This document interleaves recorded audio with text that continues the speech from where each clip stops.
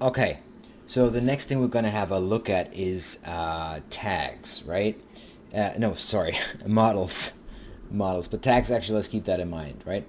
So we have set up the connection to the database, and now the question is, okay, how we're going to operate with this, right? So the first thing that we want to look at from a little bit a deeper perspective is how do models work? Now I'm going to create a model. So let's just assume that we want to create a blog, right? Just a blog where we basically create posts. So I'm going to say neoan3 new model post. Keep those singular, okay? That's later going to make life so much easier. Okay, so I have a post model. So what happened now is if I open up the, actually where the hell is it? Here. If I open up model post, right, I will basically see, okay, there is a post model that seems to have a couple of things already in here and a migrate JSON. So what's really cool about neoan3 is that the complete CRUD. Do you see how those magic methods exist, like get, create, update, find, delete? So we're going to interact with that. So the first thing that we need to do though is to say, like, okay, so how will our database look like, right? Where's our thing again here? Okay, so if I look at this, right, and say, okay, let's go to migrate and see what we have here, right? You will see this very, very simple UI. And if I go here to post, see that exists now simply because the post model itself exists. So I'm going to basically look into here and kind of like get an overview of what's happening. So I have an ID that's going to be my primary key. As you can see, keys are not listed here because this is taken care of automatically. But here in the output JSON, you can see that. See how there's a key primary on this ID. So that's going to be my primary ID. It's going to be a binary 16, just to save some space in the database. The UUID is stored as a binary, and then there are a couple of default things, right? There's an insert date, which is a timestamp, and there's a delete date, which is date time. Accounting for soft deletes, but let's not get into that. So let's quickly think, what does my post need, right? So I'm going to keep this as a flat model right now, so no, one-to-many, many-to-many relationships, just as simple as it gets, because I don't know exactly where to pick you up. So I say, like, okay, there's a title in my post, and that is going to be a varchar 60. Yeah, that's fine. And then I have a content, and that is going to be text. Yeah, actually that's going to be medium text. No, you know what, let's do text for now.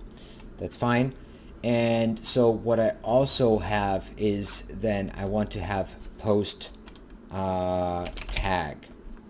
Now that's going to be a little bit tricky because I need you to think ahead, okay? So I also want to create a model tag that will hold various tags, and I want to bind that to post. So since a post can have multiple tags, I want to have a so-called submodel, and therefore create a post tag. So that's going to be the relation table between post and tag. And again, tag doesn't exist yet, so let's try to ignore this.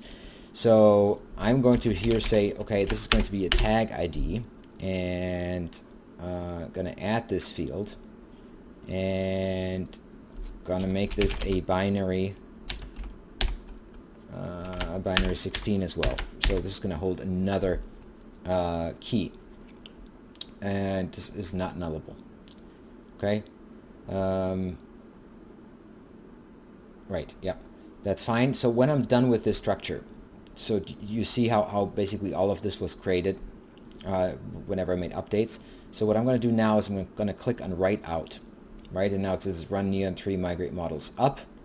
So that is something that I need to do now in my CLI tool. So let's jump back. So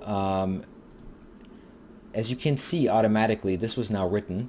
So I have this JSON file now written to the post, And in an earlier step, we have set up the database. So in theory, the only thing I need to do now is to say, okay, let's run exactly this command. So neoan3 migrate models and then the direction.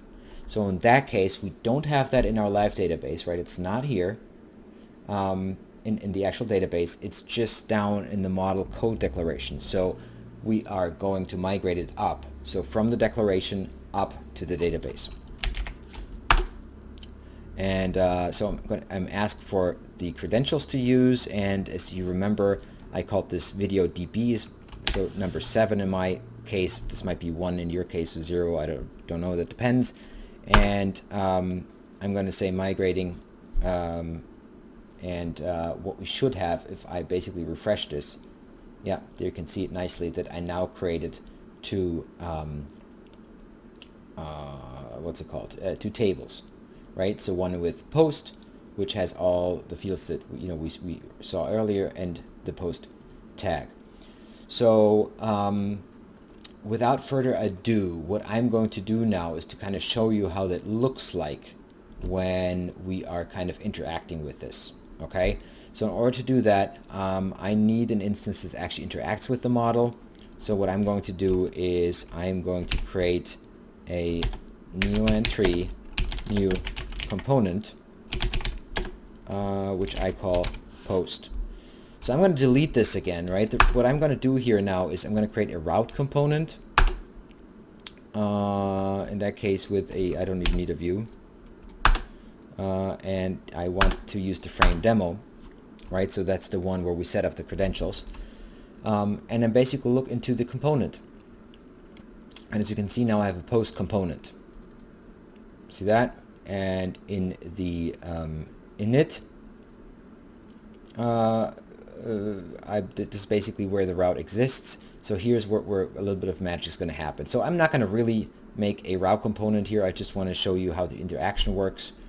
So what I'm going to do, just to simplify this, is I'm going to actually say directly extend demo. And okay, this was done for me automatically, as you can see. Right? If you don't have a cool IDE, then you have to do that yourself. So here this in frame demo is what we want to use, and then I don't need any of this.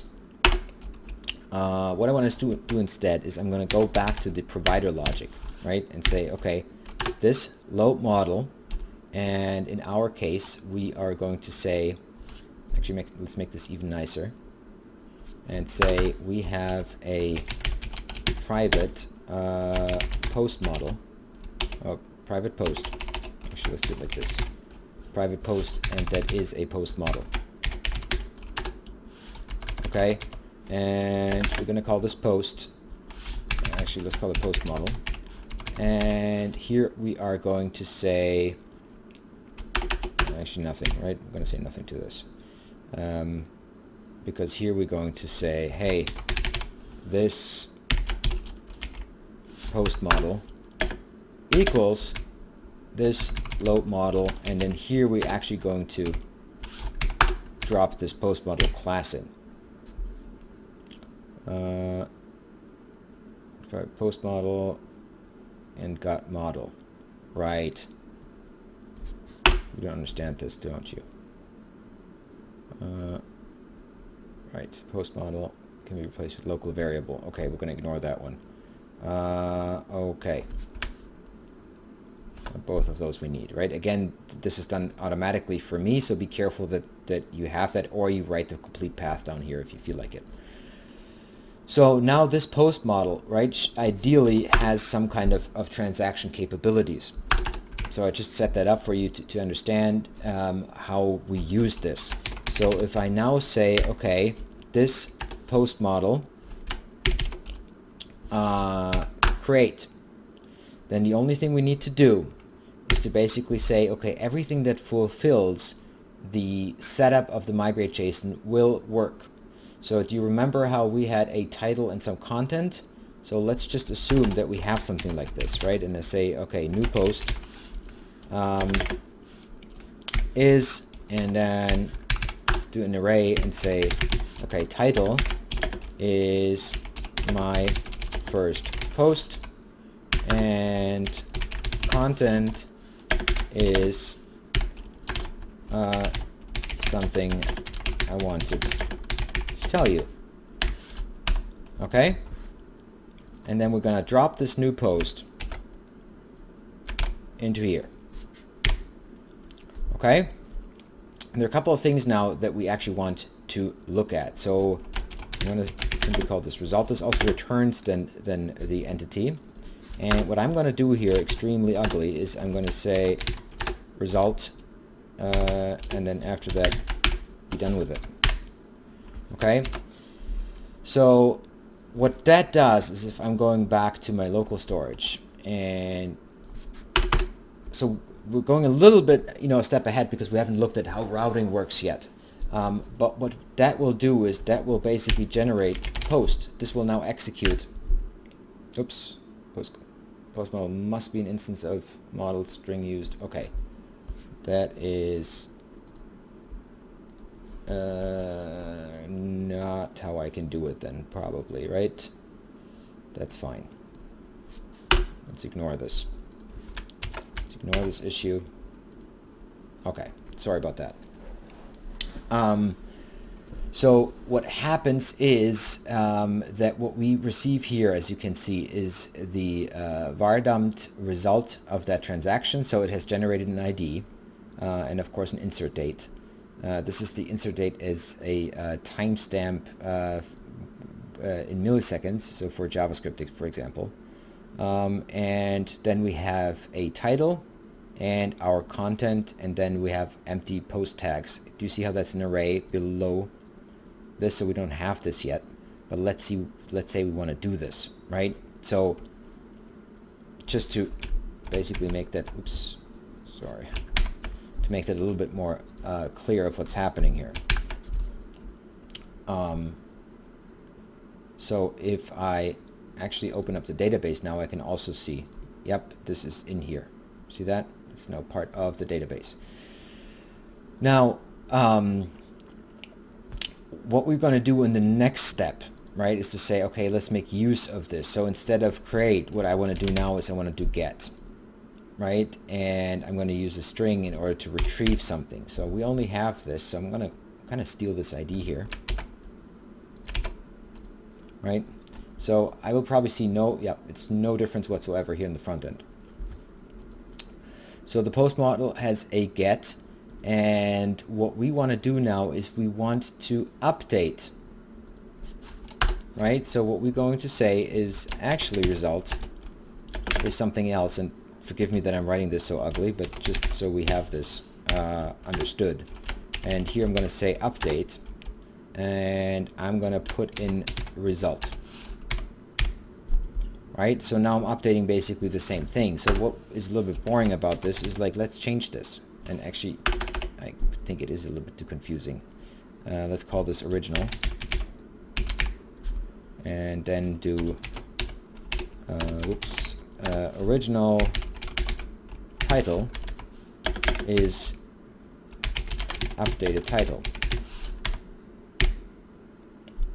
And then we're going to drop this original into the update, right? So we first retrieve it in this case, then we modify it by whatever means, and then we update it. So now it should be persistent. The result should now change, and I expect here it says, where's our title? My first post. It's supposed to say updated title. Let's see if that's the case. And as you can see, that is the case. Right, and at this point, if I now comment out those two lines, I should still have the same, of course in that case I have to show you original, right? So you can see it's persistent, so now we have it in the database, right? So far so good. So we had get, we had update, of course there's a delete, we had decreate, we tried, and then maybe something interesting that we want to do last is find. And so let's forget about this and instead create a condition here where we say, okay, we want to find the post where the title is updated title. right? So the only thing that changed here now is this 0, right? So because, of course, with a find, we could have multiple results here, right? This in theory, I mean, probably we should have this declared unique, but I mean, the point is that whatever you're looking for, potentially you could have more results, right? So now we get an array of results. And as you can see, this is exactly what we're getting out. And this is how simple model interactions work with the database. And how is this achieved? Right? So as you can see, the what's actually in here, what was generated, is on the basis of this so-called transformer, right? So this is here is the actual model name. That's what we need to basically read the migrate, and that's how we get the whole declaration, right? So if I were to basically say, hey, I want to, so original now has, right, 0. So if I were to say that original 0, right, so the first hit I have, so this one, and then I do something else, and I say, no, not title, but, and not content, but something that doesn't exist. Let's say, like, post, nope, can't think of anything now. First name, author, yeah, let's do author, is me. And then I update original 0, right? And say, okay, what would the result of that be? So, do you see this? It did not affect anything. See that? It does not. I can't break it, right? So that makes it very, very easy, because it already has a security layer of not only prepared statements, but even if for whatever reason you're directly handling user input, you really can't create a scenario in where the user is able to kind of like endanger your data, either from a security standpoint nor from a data persistency standpoint. And that's pretty cool. So last but not least, what we're actually going to do is something else. So I want to push to post tag, okay? And here you can see that nicely. So I'm going to say, all right, tags. I'm going to create something new here, new array. And here I were to say that something that actually exists but doesn't exist, right? We don't have the other, we don't have the tag model yet. So here I could actually say, okay, tag ID, right? So you see that it's not that there are no dangers whatsoever. And then I just pretend that, yeah, well, you know what, there's some kind of ID here. Okay? And if I fire that one, then I actually get an issue here, right? Because this is something that now kind of fails. We don't have that kind of logic in place yet, and that's going to be a little bit of an issue. Again, we don't want to get too irritated right now. What we are going to do instead is we're going to look at how that is supposed to work correctly rather than trying to break it. So let's get rid of that again and have a look at, okay, how this is. Oh, actually, this is also a little bit of an issue of how that works, but okay. We are going to generate our tags now, so I'm going to go back here and say, hey, neoan3, new model tag. Okay, so, and then I'm just going to duplicate this quickly. Go to migrate. As you can see now I have 2. My tag's going to be super simple, right? It's going to be as primitive as to say name. Yep, and that's fine. All I need. Yep. All right, we know that one already. All right, so migrate models up. I'm going to take my VideoDB for this. All right, and as you can see, I now have a tag table, right, that is set up in the way I want it. So what I'm going to do here quickly is I'm going to quickly insert here. So again, forgive me if I'm like completely going wild here a little bit, but I'm going to simply generate a tag, right? So, and I'm going to write this in one line, and I'm going to say this load model, and then I say tag model class create, and name is my tag, right? And say tag. Okay, so this should create a tag, right, in one line, and then, okay, here we're loading the other model. And so what I want to do is I want this time, right, I want to say, hey, this tag here is what I actually want to put into this post tag. So let's try this out. So what I'm going to do is to say, all right, so I'm going to update again original 0, or actually let's get rid of this stuff here and take this ID, put that in here and change that to a get. Then I don't have this stuff going on here. So now I'm going to simply say post tag, add to it equals, right? So now don't forget that from the perspective of tag, it's going to be ID and not tag ID. And here in post tag, I want to have it as tag ID. So I'm going to say, okay, tag ID, and then I'm going to say tag ID, right? I'm basically just translating this, and this is all I need to do. And then I'm going to update it, and boom, oops, and maybe make sure that my code actually runs. Okay, boom. And as you can see, all of a sudden I have the post tag array is starting to be filled, right? So now I have here this relationship present. So far so good. Now let's talk about two little things, at least from an introductory standpoint, right? So forget the controller again. We're going back just to the model itself, right? Where are we? Here. Now there are a couple of things we can do. So first of all, of course, we can create our own functionality for models, and this is sometimes necessary if you want to interact in a particular way.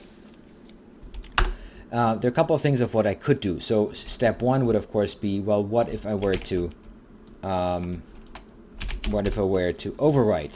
right, and say public static function get. What if I were to overwrite that? And that would of course work, right? So now I could, for example, say, okay, this receives an ID, right, as a string, and what I want to do is I want to, I don't know what, influence whatever, right? Because I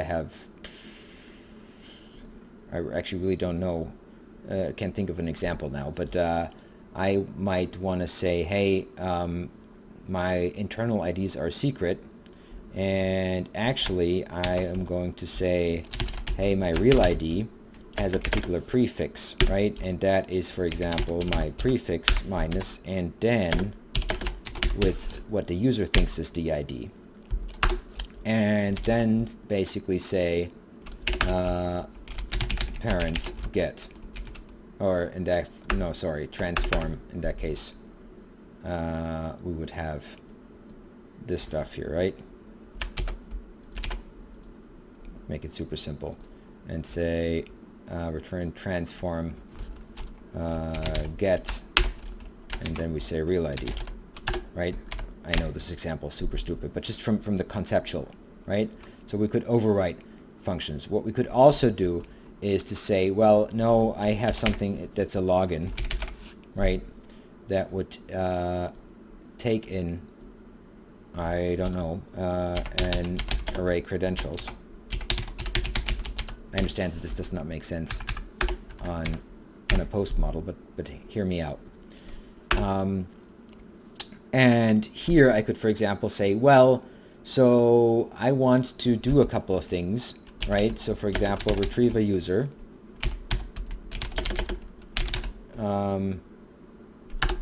So where I would basically say, okay, user is self get, or find, sorry, find, and then we would say, okay, email is credentials email, right? And then, you know, write whatever logic we need, and at the end of the day, let's just assume we have secured that the user exists. Or actually, let's do this quickly. If not empty user, right? Then we say, we're going to do it in one step, and verify, or password verify. And then here we're going to say credentials password, comma, in that case it would be user 0 password, right? Then all good, whatever that means, right? I don't know. Then here you have your return a user maybe, and then else, I don't know, let's do false, or create an error, or whatever, right? So we could do stuff like this. So then have new functionality other than overriding the magic methods. And then last but not least, the next concept would basically be, okay, we're going to let the transformer do what it's doing, but we are going to influence you know, what is incoming and outgoing. So in my case, with the user, for example, I would like to influence the outgoing. Okay, so for example, I could do here something like self, I'm going to call it out. Okay, and here I'm going to create a public static function, and actually this probably should not be public now that I think of it, where I basically have whatever, right? We don't know yet what we're going to have here, but it doesn't matter. Let's provide one parameter. Oh yeah, okay. Let's do it like this maybe. Okay, and then here we basically say out, you know what we're going to do here. Yeah, so this, okay, so this is what's going to come back, right? So that's going to be, sorry, that's going to be the result.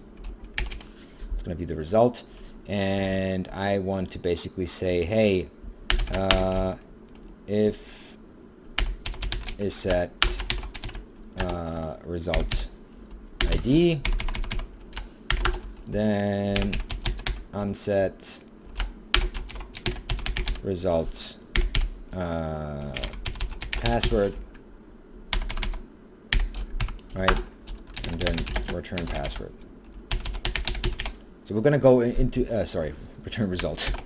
We're going to go into this, you know, when it's a little bit more applicable, but you get the idea, right? So basically now, whenever something is retrieved, so whenever we have an out, what we want is that there's a function that is additionally run through in order to secure, I don't know, particular translations or whatever functionality, attaching other models. I mean, who knows what you want to do here. And the same, of course, for in, right? I could have an in here where I pass the args in if that were to be the case, that I need to do something with it. Okay, so that's that on a high level. Again, for our post, this is does not make sense. I just wanted to explain to you, should you have, you know, in your, so should you be on an intermediate level, you kind of would wonder like, okay, why am I confusing you at this point? But if you are a developer with a couple of years on your back, then you would, of course, like ask me that as the first question, right? It's like, well, hold on, I see a couple of bottlenecks here. So if that confused you the last 3 minutes, just ignore it. You're good. We will get there organically, and if not, I hope it was a little bit of a helpful hint. What we are going to do in our final thing here is to say, okay, so the last thing that we want to do is to write an actual test for it, right? And say, okay, neoan3 new test model post. Okay, so what that did is, if we go back to our models and go to our posts, you will see that we automatically generated a test, right? And this is relatively smart to the extent that we probably don't have to touch this at all, right? And we don't need to talk about testing at this point. But what we can actually, neoan3 test, what we can do now is we're actually going to run the complete environment through a test, and wait until the server kicks in. And what we will see here then is, if we go to our model, and as you can see, our tags are not covered, but with our post automatically, we already covered like 87.5% of the lines of code, right? Yeah, okay, so we more or less, that's the only thing that's missing, which is fine. We don't have own methods, right, at this point. The only reason I'm mentioning this is because there's a whole way of mocking data and basically deciding whether or not tests run against the actual database or just against a mock system that would kind of interact and see if the migrate is correct, but where the actual transaction towards the database does not happen, right? So as you can see, we, for example, tested create. Did we test create, right? And created a post model with however this mock model created it, right? But we don't really have a new database entry. So we still only have our one post, right? We didn't really execute this against the database. We just simulated it. And that's pretty awesome for stuff like continuous integration, test-driven development, that kind of stuff. But again, we're getting way ahead of ourselves. So the only thing you really need to understand is how models work from 3 different perspectives. How do I, create and design my models? And we talked about this, so just as a little reminder. This will be in your migrate, right? So first of all, you run the command neoan3 new model and then the model name. Then you can basically design how your table or tables look like, and you can actually see that you can simply reload this. This is what we did here. And then you click on write out. That generates the migrate JSON for you. At that point, you're running neoan3 migrate models up against the database credentials that you have created in the previous video. And that's basically all. Now, the only reason for this up, by the way, is because in some scenarios you already have a database structure, right? So migrate models down would basically say, and we can actually play around with this just so you see this, how this works. So let's just assume that that I go into my post and I say, hey, you know what I noticed? Oh, right? What I noticed, and I don't know how you want to do this, right? However you do this. So I noticed that actually text is not really gonna work for me. What I need is a medium text, right? So let's execute that change, right? So you do that in your workbench or in your IDE or however you do this. So now the database is actually different. So if I now do, okay, neoan3 migrate models down, again, connect the right database, and then go back into this and reload it, and then of course do this, then you can see that the JSON changed, right? So now I have medium text here. See that? So it's back in sync, right? So sometimes that happens depending on how you work. So that's why, you can decide the direction. You can also completely start in the database and then, work yourself from there if that is something that you're more comfortable with. That said, I hope that explains it. And then again, in the last step, the actual CRUD is something that's already on board, so you don't really have to worry about the functionality to actually interact with the database then. That's at least not for the basic operations, right? So far so good. Thank you so much for watching, and I hope I see you in the next video.